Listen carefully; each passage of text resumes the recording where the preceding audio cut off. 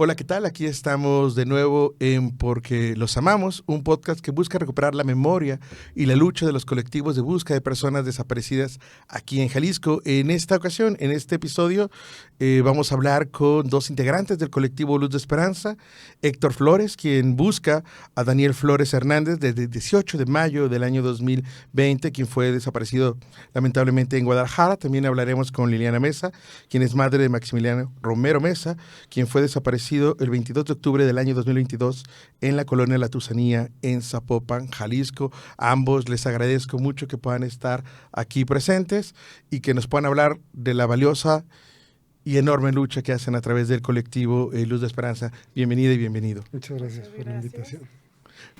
Pues me presento, yo soy Liliana Mesa, presidenta y cofundadora de este colectivo que mencionas, que ya tenemos 3 años, este octubre ya cumplimos 3 años que fue fundado este colectivo, pero también soy mamá de, como mencionas, de Carlos Maximiliano Romero Mesa, que es mi hijo mayor, al que estoy buscando desde hace 4 años ya, pero también soy mamá de Seth y de Valentina, otros hijos que tengo más pequeños que Max, y que pues son parte también de esta lucha y de esta búsqueda, que les ha tocado participar, en búsquedas en vida y en postmortem, y afortunado o desafortunadamente, ya no sabemos ni cómo decirlo, nos ha tocado con ellos estar en busca y localizar positivos.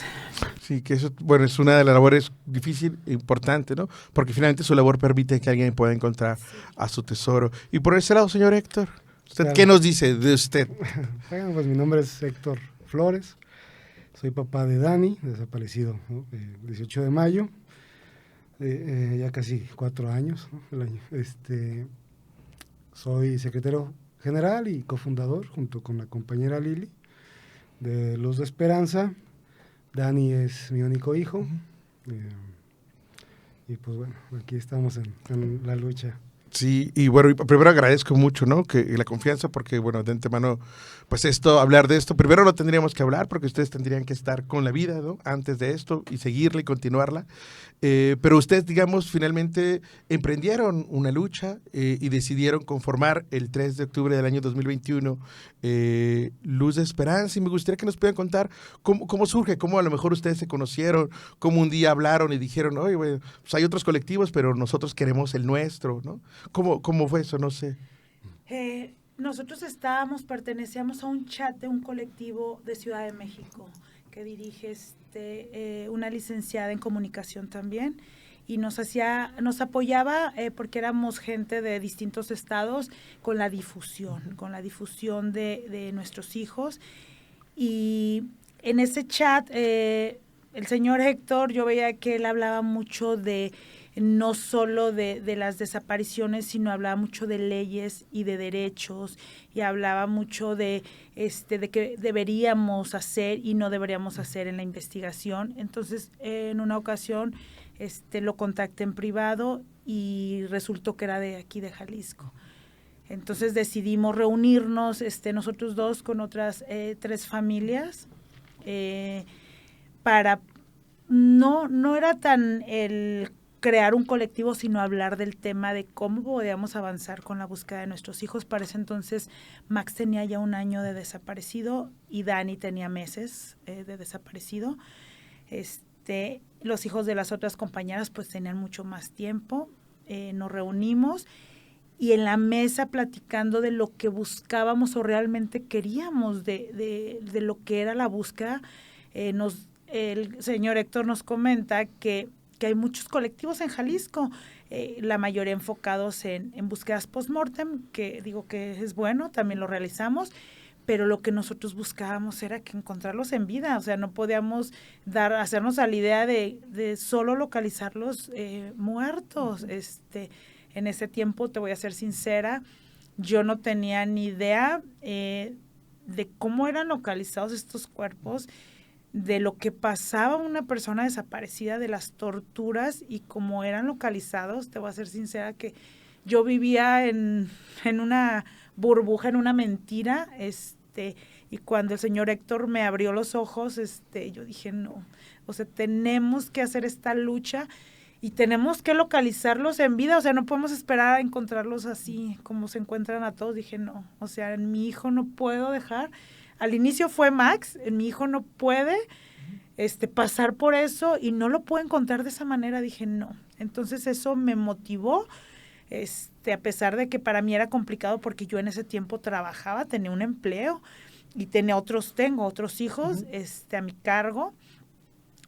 Y entonces yo le dije, ¿sabes qué? Es que a mí se me complica, y él me dijo, pues vamos haciéndolo parcial, vamos apoyándonos de la manera que podamos, y decidimos arrancar este proyecto, este colectivo. Buscábamos un nombre ad hoc, ¿no?, a lo que estábamos viviendo. Y le dimos así como un poco de vueltas, no muchas vueltas, y decidimos que iba a ser Luz de Esperanza, que era lo que nosotros en ese momento necesitábamos, ahora sí que una luz en la oscuridad que estábamos viviendo. Y fue así como comienza este proyecto, como comienza esta lucha. Te digo que más que, la verdad, al inicio, de hecho, hasta el señor Héctor era como un rotundo, no vamos a buscar postmortem. Al principio fue un no rotundo. Vamos a hacerlo en vida, vamos a exigirle a las autoridades que hagan su trabajo, vamos a exigir que se les deje de violar los derechos humanos a los que no están, que eran nuestros hijos en ese momento, y 3 más, y después, no sé qué venga después, pero primero vamos a hacer esa lucha en vida, y es así como comienza. Si les quieres platicar, Héctor, desde el inicio, desde que nosotros comenzamos, fue la idea de esta pega de cédula de búsqueda, porque ahora sí que para nosotros es y sigue siendo un motivo de búsqueda en vida, de visibilizar las caras y que en algún momento alguien los haya visto en alguna temporalidad o en algún lugar, aunque no sea pues reciente, ¿no? Entonces esa fue nuestra primer acto de pues de investigación para nosotros y de búsqueda, porque nosotros como papás y como familiares realmente tenemos ahora sí que ese trabajo, esa chamba también de hacerla de investigador, la hacemos de todo. La verdad es ahora sí que tristemente aprendemos de tantas cosas que desconocemos, porque entramos a un mundo de verdad que no tienes idea. O sea, cuando desaparece Max, cuando se lo llevan, porque no desaparece, cuando a mi hijo lo sustraen, de verdad que ahora me río de mí misma. Yo así dije, bueno, ya está la policía, ya levanté una alerta, ya su papá se fue a poner una denuncia en el mismo momento. Yo dije, lo van a localizar, o sea, es cuestión de horas que Max esté de regreso conmigo. Y después de 4 años, no sé si darme tristeza o risa o qué es lo que siento, la impotencia y el coraje de saber que vivimos en un país de ilusiones, que las leyes están escritas tan bien, tan bonitas escritas, pero que no aplican. Que para el ciudadano común como somos nosotros no aplica. Y para el gobierno la vida de alguien no es importante.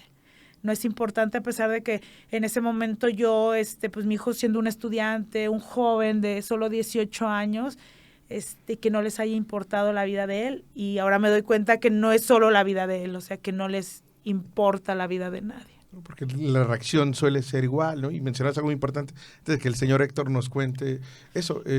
Yo creo que lo importante de buscar en vida tiene que ver también por la manera en cómo solo el Estado busca en muerte, ¿no? Como si esa fuera la única opción que les brinda a ustedes. Sí, así es. Pues para complementar, ¿no?, lo que dice mi compañera, cuando inicié yo este proceso, ¿no?, por la desaparición de mi hijo, la sustracción, ¿no? Igual, sí. Y me acerqué a Fiscalía a poner mi denuncia y sentí y vi el trato y lo sentí tan horrible que las instituciones tienen hacia las familias. Yo estuve 14 o más de 14 horas declarando, porque pues es una desaparición forzada, ¿no? Aunque no lo quiere reconocer el gobierno, pero 14 horas ahí, no te dicen nada más, ¿no?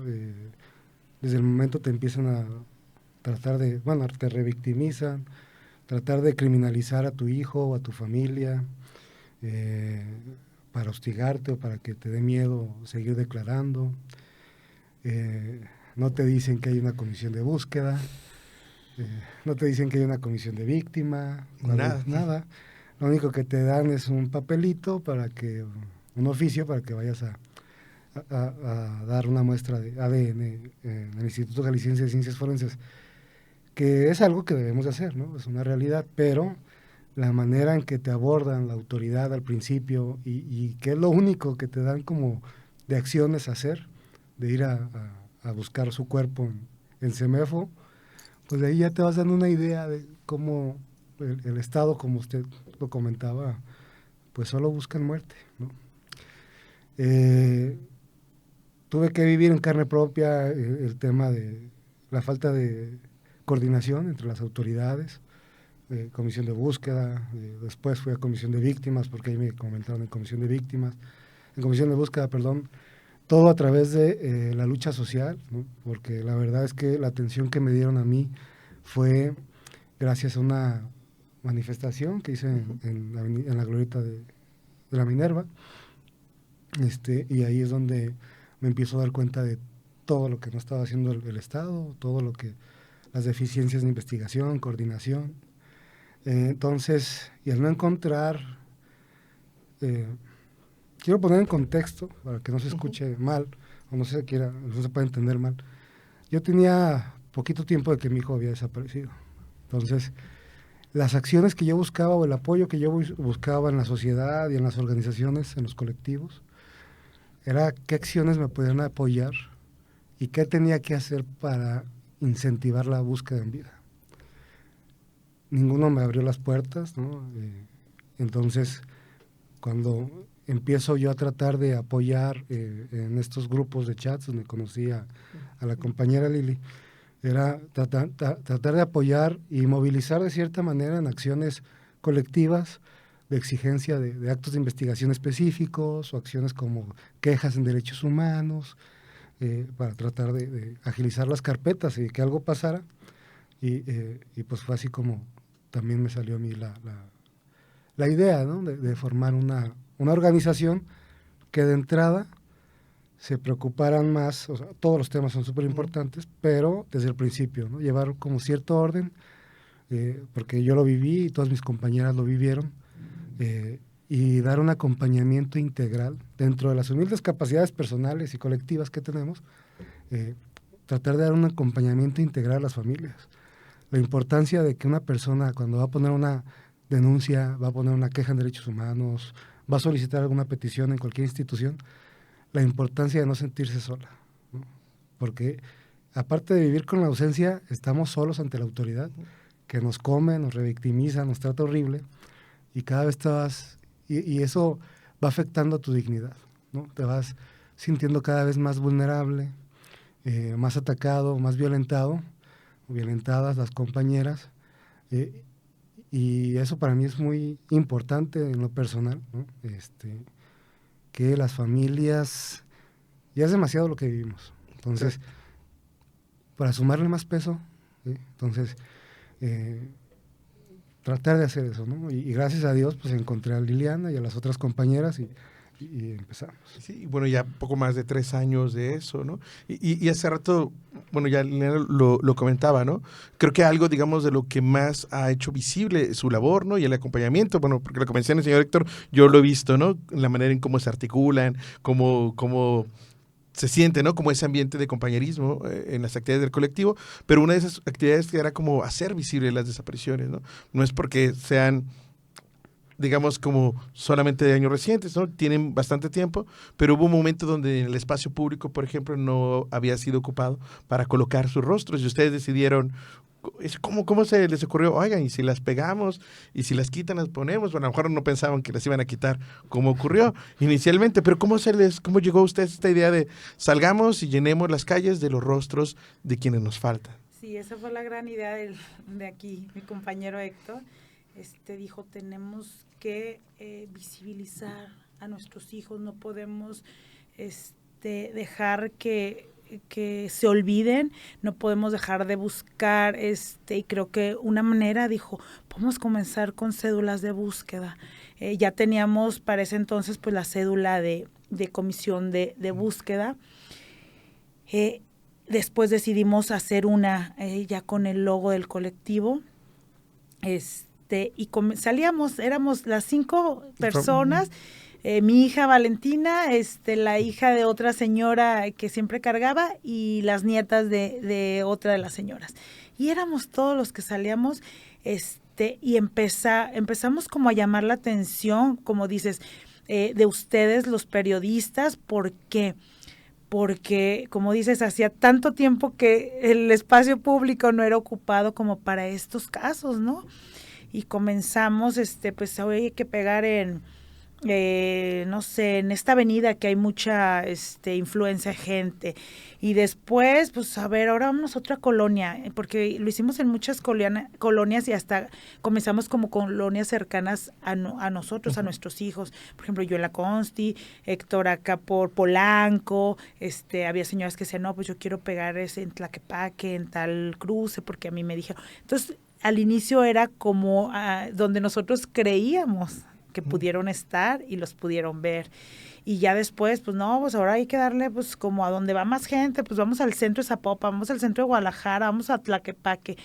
Pero para esto nunca creímos que se comenzara a sumar tanta gente, o sea, de ser 5 de repente, pues ya como que vean qué estábamos haciendo y nos contactaban, ¿no?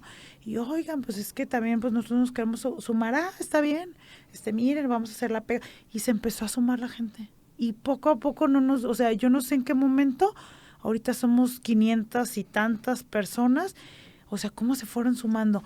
Pero como dices, esta acción es la que como que la gente despertó y dijo, pues sí, o sea, porque al principio que nosotros hablábamos con las personas, era como un tabú tener un desaparecido. Yo así lo sentía.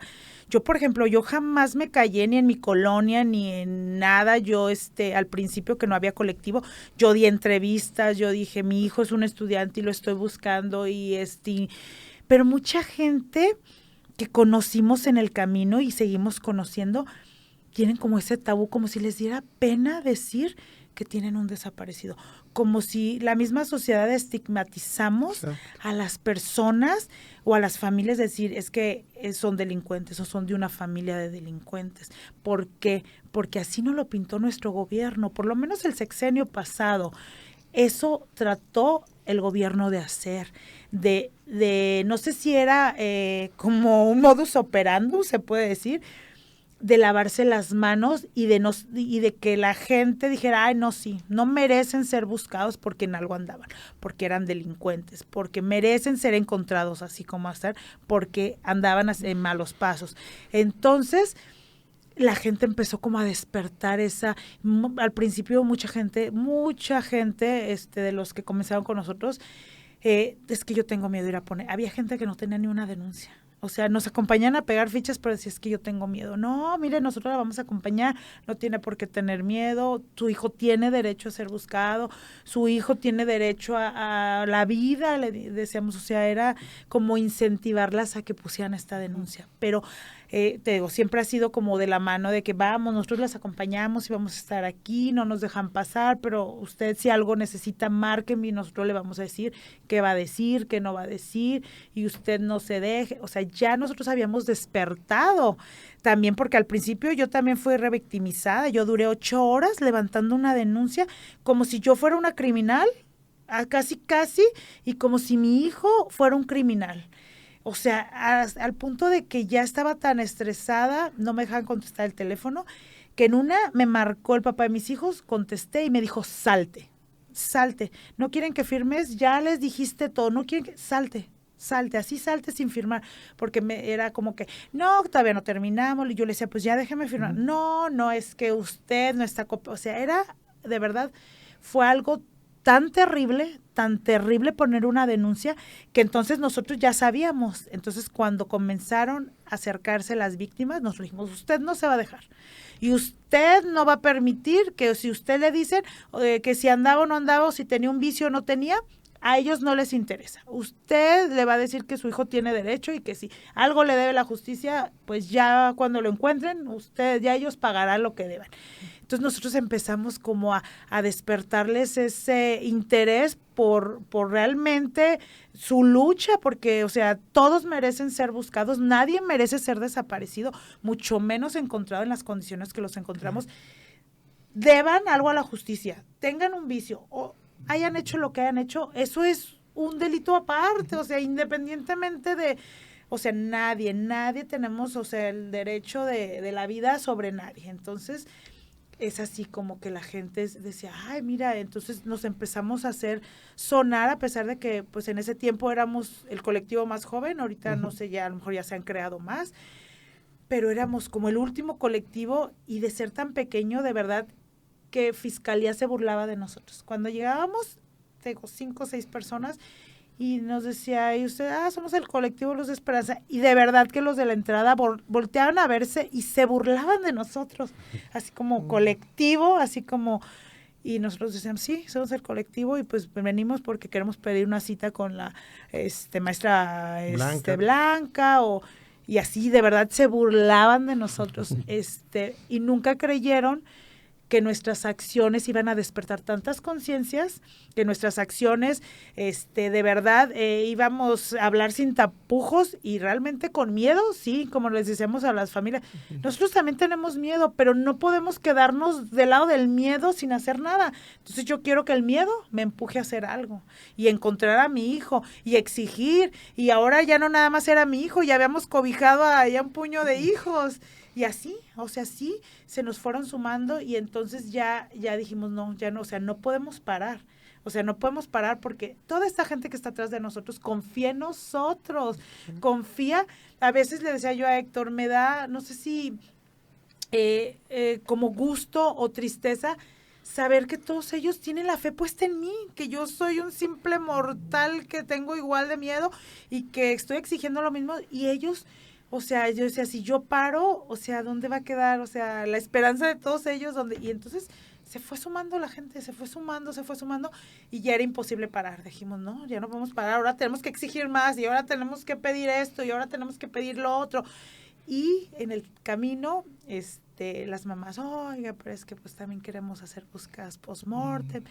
Y Héctor estaba medio negado. Nos dirá por qué. Estaba medio negado a eso. Y Héctor, mira, pues, o sea, yo entiendo tu postura, que tú no quieres, pero pues hay mamás que tienen buscando los 7 años, 10 años, 4 años, sí, de larga data. años. Entonces, pues también necesitan esa parte para sentirse o compensar y decir, bueno, estoy buscando y haciendo mi labor, no solo pegando cédulas o una manifestación o una marcha, o apoyándonos en alguna iniciativa de ley, que tuvimos varias y pues congeladas. Tú sabes que con este gobierno que va saliendo, nunca hubo un sí, siempre hubo nos con ellos. Y así fue que también como comenzamos estas búsquedas post-mortem, que ahorita nos contará Héctor, te dejo platicar un poquito sobre y a lo mejor antes de que llegue como ese punto, señor Héctor, justo creo que retomar lo que se venía, que es importante, ¿no? Ganaron tanta visibilidad que lo que quisieron fue quitárselas, ¿no? Cuando comenzaron a quitar las fichas, ¿no? Sí. Que es algo que no tendría que haber ocurrido, pero que lo han hecho, ¿no? Y aunque lo han negado, ¿no? Porque luego dice que nadie sabe quién fue, aunque hemos visto a los trabajadores, ¿no? Sí. De gobierno del estado, municipio, ¿no? Pues fíjate que por la resistencia de las familias, ¿no? Es un trabajo que hacemos cada fin de semana. Desde que fundamos el colectivo, ni una sola semana se ha cancelado esta difusión.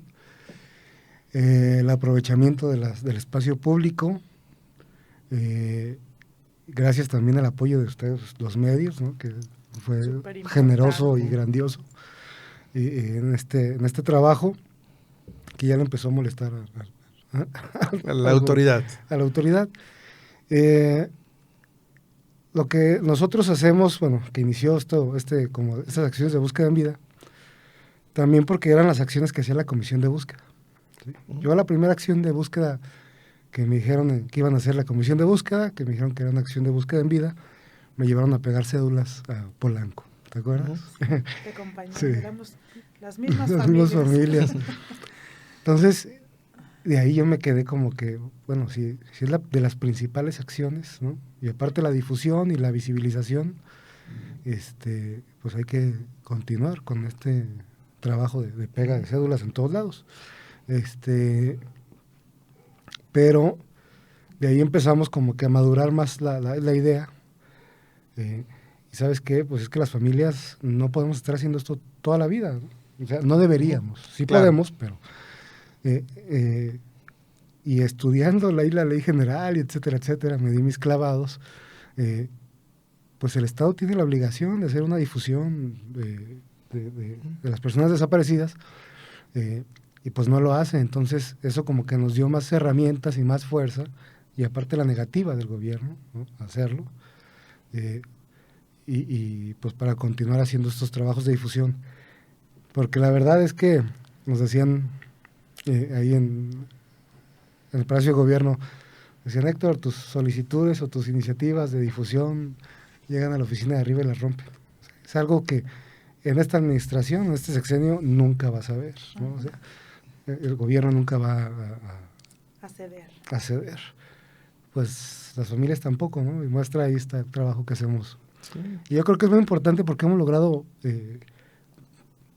esta visibilización. Yo creo que hemos aportado nuestro granito de arena para poner el tema de los desaparecidos que continúe vigente y en la mesa, ¿no? de mediática y política. Y yo siento como que un nuevo renacer de la lucha, porque el tema de los desaparecidos es una lucha social, claro, ¿no? O sea, en todo el país, no solo en Jalisco. O sea, las cifras ahí están, ¿no? Entonces, no es un delito cualquiera, es un delito de lesa humanidad, y el contexto político y social que rodea a las familias y toda esta represión, violencia institucional de diferentes grados, pues bien lo amerita.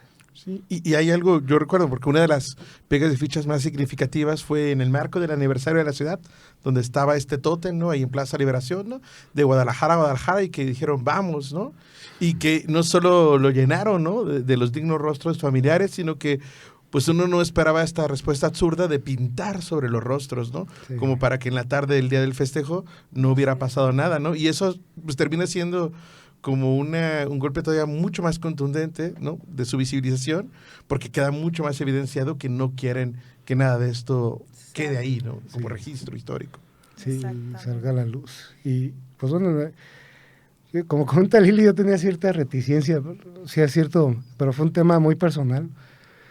A mí me costó mucho trabajo aceptar que posiblemente voy a encontrar a mi hijo muerto si es que lo encuentro, ¿no? Porque de hecho el ADN no me lo hice como hasta los 4 meses, o sea, fue un tema... Lo obligamos. Fue un tema muy complicado para mí, ¿no? Aceptar, es mi único hijo, yo sé que pues, eso no importa si tienes más o si es tu único hijo, ¿no? Duele igual. No, sí.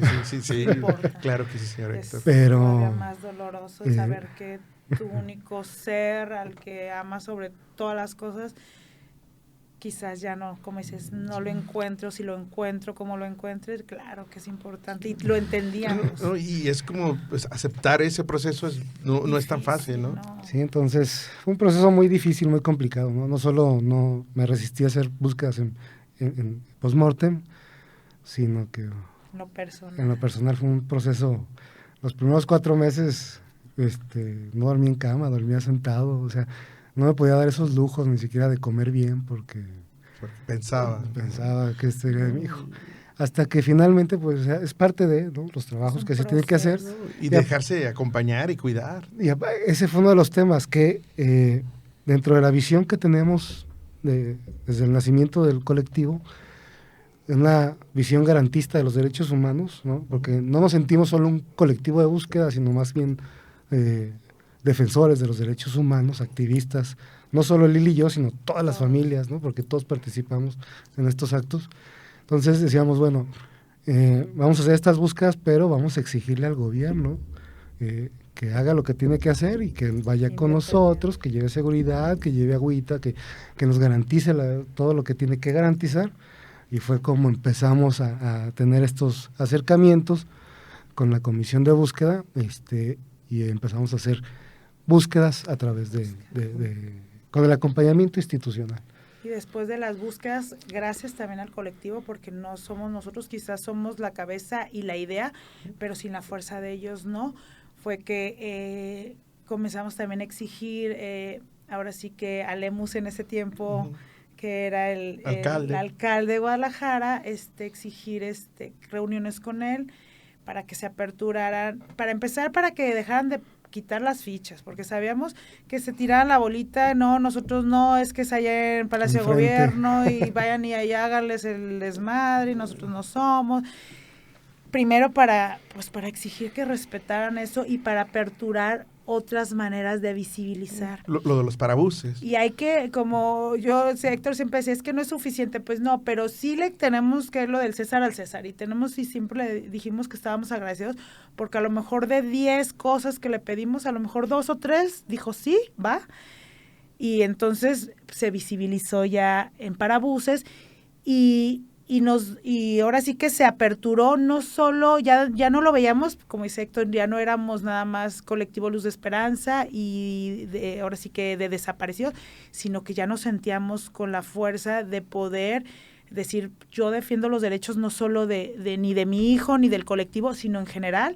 Entonces se aperturó eso de los parabuses, para todos, o sea, quien quisiera poner una ficha, tuvieras un colectivo, no pertenecieras al colectivo, se aperturó, entonces eso fue muy bueno también, hay que agradecérselo. Yo siempre he dicho, lo poco, o lo mucho, o lo nulo que pudo haber hecho, pues lo hizo, ¿no? En el tren nos duró el gusto 2 meses, 3 meses. Un mes. Y nos lo quitaron, decía que ese era otro tema que iba a tratar, pero pues a ese ya no pudimos. Bueno, pero ahora ya le toca, ¿no? Sí, ahora ya puede. Toca. Sí.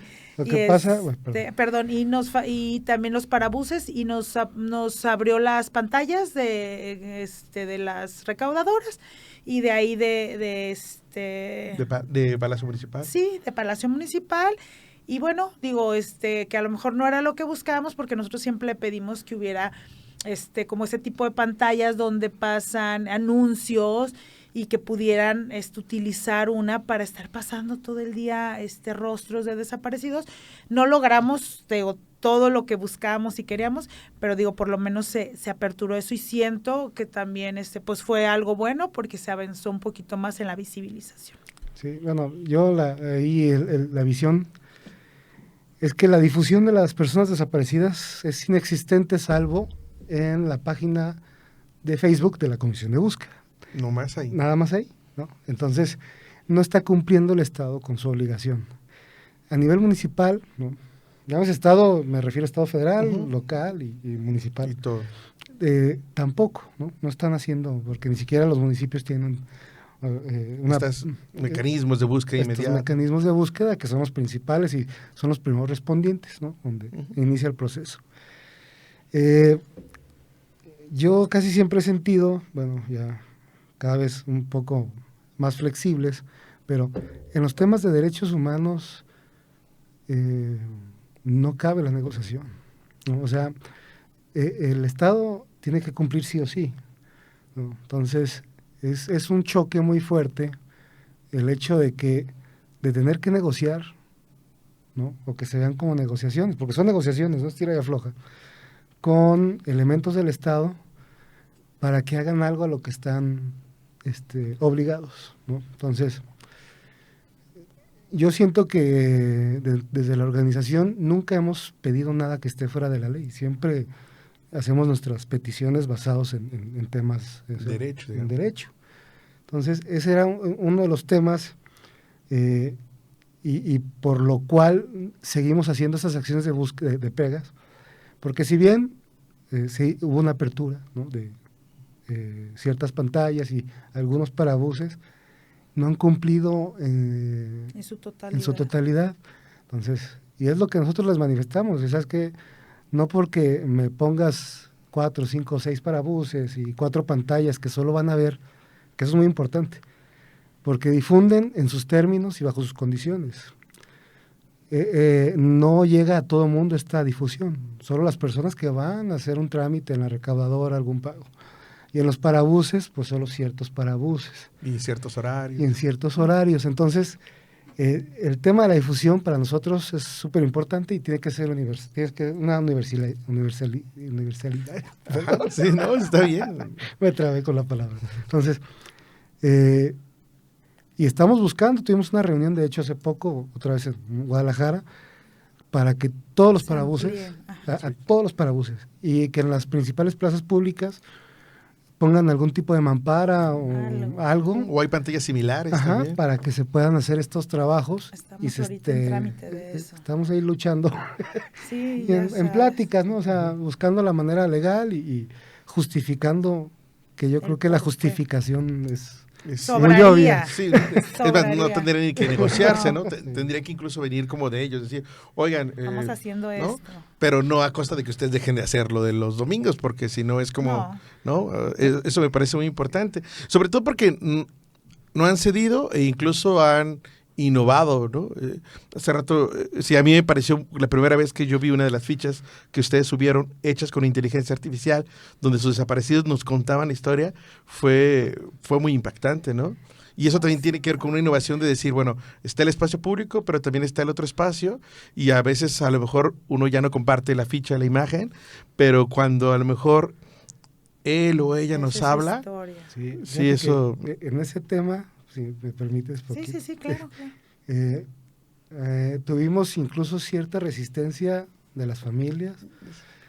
Tuvimos, la verdad, es que incluso... es impactante. Cuando yo escuché, perdón, Héctor, escuché a Max, contar lo que había sucedido. Para mí, yo dije, no, o sea, me quebró y dije... Yo, que soy su mamá, pues dije, claro que otra gente le va a sensibilizar cómo cada persona está contando lo que le pasó. Sí, perdón, me perdí. Me quedé pensando en el video de Dani. No, en la posición de las familias, ¿no? A que una ficha... Alguna gente no quería. Un desaparecido, ¿no? Te hable y te cuente. Incluso algunas personas llegaron a decir, a criticar. Es que eso es revictimizante y hacen pasar a las familias por un proceso muy doloroso. Digo, sí lo sé, porque pues, yo también tengo a mi hijo y como comenta Lili, yo para ver el primer video lo vi como en 3 o 4 partes en una semana, porque no lo pude ver en un día, es muy poderoso. Pero es que es otro de los temas que desgraciadamente en México no tenemos mucha conciencia, la memoria, ¿no?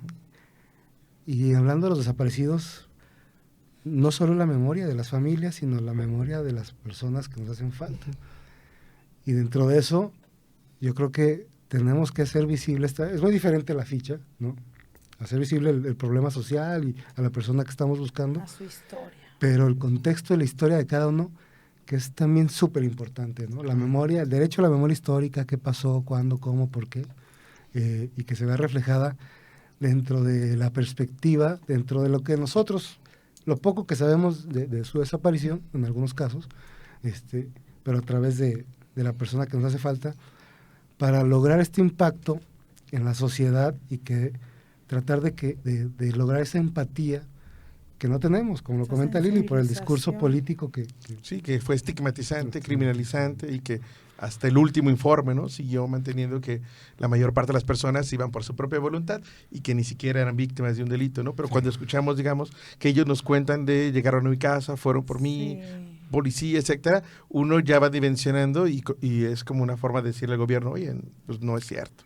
Y fíjate que yo siento, es una manera de sentirlos con nosotros todavía, ver que la fotografía gesticula, se mueve, o sea, es como... fuerte.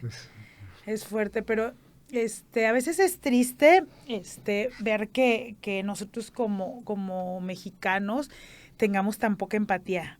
En otros países estas fichas se están difundiendo en Estados Unidos y en Ecuador y en otros países.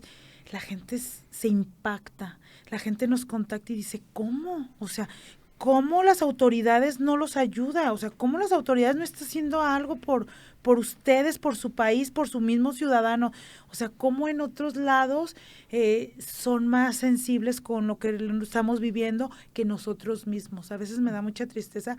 Sobre todo ayer teníamos una junta de gobierno y estábamos pues varios colectivos y comentaban algo de que es que debemos de que para que la gente apoye. Yo así, la verdad, tristemente dije, no nos apoyamos entre nosotros que somos víctimas, o sea, no podemos amalgamarnos si somos el mismo, ahora sí que es la misma lucha, o sea, ¿por qué entre colectivos no podemos amalgamarnos y decir, nos vamos a unir y nos vamos a juntar? Imagínate, yo siempre lo pensé y lo hemos pensado, imagínate una pega un domingo. Todos. Unos en Tlaquepaque, unos en Zapopan, unos en Guadalajara, imagínate el impacto que tendría no solo nacional, mundial. Pero ¿qué pasa? Qué tristeza que por roces y por cosas tan absurdas de que si yo sí busco, si yo sí encuentro, si yo he encontrado tantos, no son trofeos. La gente no son trofeos. La gente no es yo he encontrado más, yo soy el colectivo que más. No.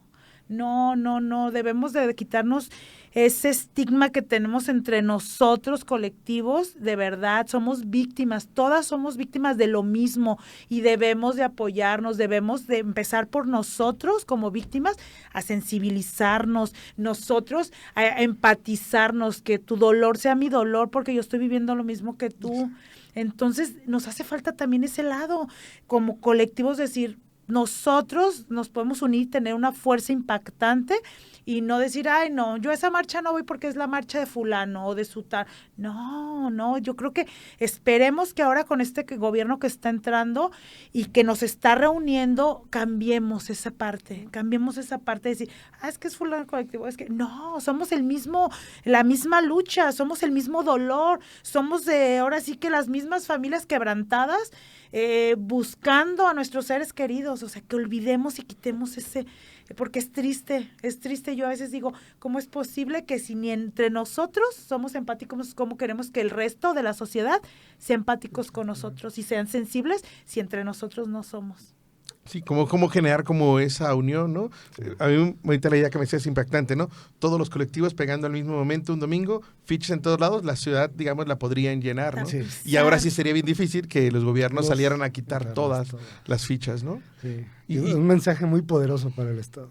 Exacto, un posicionamiento, porque me ha tocado ver, bueno, estas marchas que ustedes han organizado entre varios colectivos, ¿no? Y que vuelven a ser marchas como multitudinarias, ¿no? Y eso también es como muy significativo, porque primero les permite a ustedes saber que no están solas, ¿no? Como hace rato decías, a mí también al principio cuando las primeras familias marchaban, pues éramos los mismos, ¿no? Todas las marchas, ¿no? Hasta que empezaron a llegar más personas y eso también les permite saber, pues hallar fuerzas. Sí. Exacto, eso también al colectivo lo hizo fuerte, que a pesar de que eran otros temas, no de desaparecidos, a lo mejor medioambientalistas, de otros temas, nos hicieron fuertes, nos abrazaron y nos dijeron, no están solos, o sea, a lo mejor no tengo un desaparecido, ahora sí que tengo un conocido, pero no en mi familia, pero aún así, tu dolor es mi dolor y aquí estoy y te doy la mano. A lo mejor no siento lo que tú estás sintiendo, pero aquí está mi mano para que camines. Entonces, pues es bien importante. Sí, vamos a ir como hacia un poco el cierre. Yo quisiera como hacer una penúltima pregunta. Finalmente hay un momento como de coyuntura, ¿no? Donde no solo hay un cambio de administración a nivel, digamos, estatal en el caso de Jalisco, sino también a nivel federal, ¿no? Donde más o menos un poco la actuación fue muy similar, ¿no? No reconocimiento del problema y no hablar directamente con las familias, ¿no? En el caso de Alfaro, porque esto fue como muy al principio de su administración, ¿no? Cuando todavía no está el colectivo de Esperanza, que se juntó una vez con las familias y luego ya no lo volvimos a ver y solo lo volvimos a ver enojado, ¿no? Sobre el tema muchas veces, ¿no? ¿Sus expectativas cuáles serían, digamos, como... a nivel federal? Sí, a nivel, digamos, sí, a nivel federal y sobre todo pues a nivel local, ¿no? Que es donde están haciendo la incidencia. Pues bueno, a nivel federal, pues al parecer va a la misma escuela, ¿no? Desgraciadamente... no ha habido un posicionamiento real y fuerte por parte de la presidenta, a más de un mes de que tomó el cargo, de que asumió. Hemos tenido muchísimos problemas en Comisión de Víctimas Federal, FGR, o sea, es un caos, pareciera que está peor el tema federal que a nivel estatal, o van peleándose. A nivel estatal, ahorita que comente Lili su perspectiva, mi perspectiva es que el cambio de administración genera nuevas esperanzas, ¿no? De que cumplan. Está lo que, como comentaste, lo que pasó con Alfaro, ¿no? Que puede pasar esta vez, ¿no? Que nos reúnan, tenga buenas intenciones y ya no pase nada. No es validar porque no han hecho ninguna acción, ¿no? Dar un voto de confianza, pues tampoco, ¿no? O sea, yo no me gusta esa palabra que ha salido mucho en los medios, que los colectivos dan voto de confianza. Yo creo que no es que demos voto de confianza, sino que como cualquier persona y como cualquier víctima, tiene la esperanza de un mejor mañana, ¿no? A pesar de las realidades y a pesar de todo. Si el tema continúa con esta apertura, pudieran cambiar las cosas, pero no hay que perder de vista que no solo es la apertura, ¿sí? O sea, no es solo que la autoridad se tome la foto contigo y que te permita hablar, porque lo que estamos viviendo con ellos han sido solo conversatorios. Mesas de trabajo. Mesas de trabajo que no llevan a nada porque no hay ningún acuerdo formal que diga la autoridad, yo voy a hacer esto. De lo que tú estás diciendo, yo lo voy a hacer. No hemos escuchado nada de eso, ¿no? Entonces, no deja de ser conversatorios, que la realidad es que no hay acuerdos con la nueva administración aún. Esperamos que en su momento existan y se puedan y mejore el caso, pero pues yo creo que las expectativas hasta ahí, ¿no? O sea, ¿estás hablando conmigo? Ok, ¿no?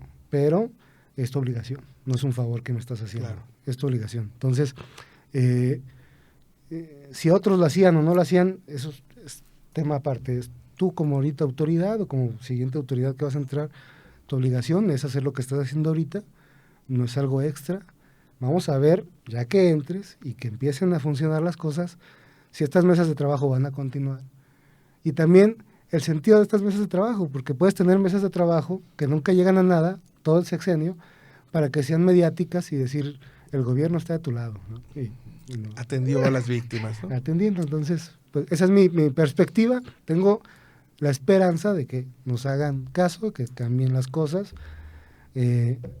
aunque contraste con la realidad, pero vamos a ver qué pasa. Muchas gracias. Pues también tengo la esperanza en este gobierno, estos conversatorios, como dice Héctor, que hemos tenido. Esperemos que llegue la siguiente mesa, que dijeron que ya viene con el gobernador Lemus, ya siendo un gobernador, y que podamos firmar, no como dicen, no nada más escucharnos y decir, pues yo quiero esto y amalgamar lo que las familias queremos, sino que realmente actúe. Sabemos que en 6 años no puede cambiar, no es una varita mágica, pero si comienza con un cambio ahorita él, pues no sé en cuántos años ya podemos ver la diferencia, ¿no? A lo que estamos viviendo ahorita. Yo sí tengo así como, si quiero tener un voto de confianza, si quiero tener la esperanza de que con él van a cambiar las cosas. Como te digo, tuvimos unas mesas de trabajo con él cuando estuvimos cuando él estaba en Guadalajara, y por lo menos nos escuchó y nos aperturó cosas. Entonces ahora tiene más poder, ahora sí puede. Entonces debe haber más sí que no. Entonces esperemos que las cosas puedan cambiar. Y ahora así la última pregunta, ¿no? Que ustedes me pueden responder como de manera muy breve.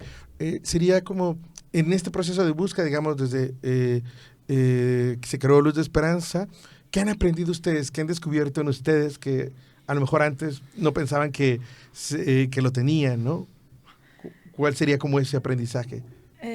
Yo siempre, cuando me preguntan sobre mí, siempre digo, yo soy Liliana antes de Max y Liliana después de Max. Yo no siento que nunca he sido un mal ser humano, pero Max vino a enseñarme todavía, me sigue enseñando a pesar de que no está aquí a mi lado, me sigue enseñando que puedo ser mejor ser humano, que vine, realmente ahora sí lo tengo claro, que este mundo no vine nada más de paso, que necesito ahora sí que ayudar, que esta era mi misión, que este era mi propósito en la vida, y quizás estaba tan ocupada en 1000 cosas que no volteé a ver que necesitaba ayudar, necesitaba poner mi granito de arena para que el mundo sea mejor, para que yo sea mejor, para que mi familia sea mejor y mi entorno sea mejor. Muchas gracias, Elena. Señor Héctor. Pues yo creo que sentir la fuerza del espíritu humano, ¿no? Y la fuerza del amor, realmente comprender esas cosas en poquitas palabras, que es lo que me ha mantenido adelante, ¿no? De sentir lo que realmente es el amor incondicional a una persona y a la vida y en general, y encontrar esta espiritualidad, ¿no? Dentro de cada persona o dentro de mí, de, como dice Lili, ayudar a pesar del miedo, el dolor, el terror y todo lo que vives, cómo esa calidad humana de salir adelante. Pues bueno, primero les agradezco mucho que estuvieran aquí, que nos compartieran su lucha. Gracias a ambos. Y bueno, esto fue Porque los amamos, un podcast que recupera la memoria y la lucha de los colectivos de búsqueda de personas desaparecidas en Jalisco. Muchas gracias. Gracias.